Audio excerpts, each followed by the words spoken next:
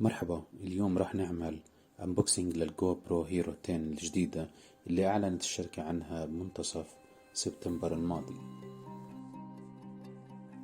احد ميزات هاي الكاميرا انه بتقدم جودة تصوير فيديو 5.3K 60 فريم بير سكند.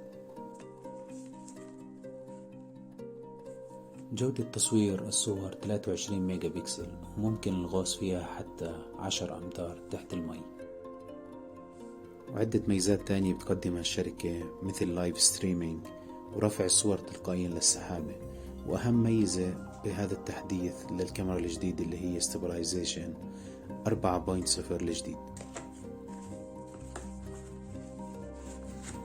كملوا معنا الفيديو، لأي استفسار لا تنسوا تكتبوه في التعليقات تحت.